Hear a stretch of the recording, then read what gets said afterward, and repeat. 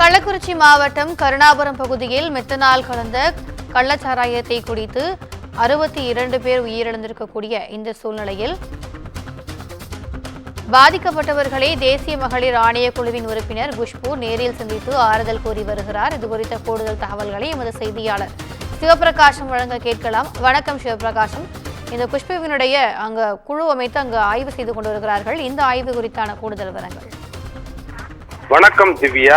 கள்ளக்குறிச்சி மாவட்டம் கருணாபுரம், சேஷசமுத்திரம், மாதவச்சேரி ஆகிய பகுதிகளில் கள்ளச்சாராயம் குடித்து இதுவரை 221 பேர் பாதிக்கப்பட்டுள்ள நிலையில் அதில் 62 பேர் உயிரிழந்து உள்ளனர். இந்த சம்பவம் தமிழகத்தையே பெரும் பரபரப்புக்குள்ளாகி உள்ளது. இந்த நிலையில் இந்த கள்ளச்சாராய மரணங்கள் மற்றும் பாதிப்புகள் குறித்து விசாரணை செய்வதற்காக தமிழ்நாடு அரசு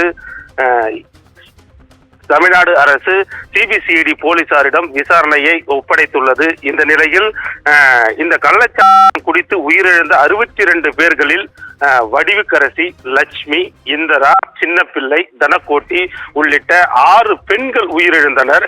இதனைத் தொடர்ந்து தேசிய மகளிர் ஆணையம் தானாக முன்வந்து இதனை விசாரணை செய்ய ஒரு குழு அமைத்தது. அந்த குழுவினுடைய தலைவராக தற்போது குஷ்பு அவர்களை நியமித்து இந்த பெண்கள் உயிரிழப்பு குறித்தும் மேலும் பெண்கள் கள்ளச்சாராயம் குடித்து பாதிக்கப்பட்டு மருத்துவமனையில் அனுமதிக்குள்ளதை குறித்தும் விசாரணை நடத்த உத்தரவு பிறப்பிக்கப்பட்டது. அதனைத் தொடர்ந்து இன்று கள்ளக்குறிச்சி காவல் நிலையத்தில் முதற்கட்டமாக தேசிய மகளிர் ஆணையத்தினுடைய உறுப்பினரும் இந்த குழுவினுடைய தலைவருமான குஷ்பு அவர்கள் தற்போது விசாரணை மேற்கொண்டு வருகிறார். அந்த விசாரணையில் அவர் காவல்துறையிடம் பல்வேறு கேள்விகளை கேட்டு வருகிறார். அதாவது கள்ளக்குறிச்சி காவல் நிலையத்திற்கு அருகாமலேயே கள்ளச்சாராய விற்பனை நடைபெற்றுள்ளது.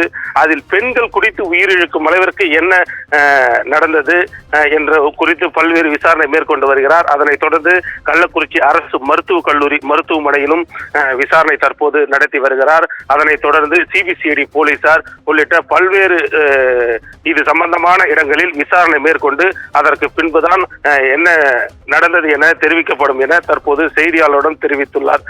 திவ்யா, கூடுதல் விவரங்களுக்கு நன்றி சிவபிரகாசம்.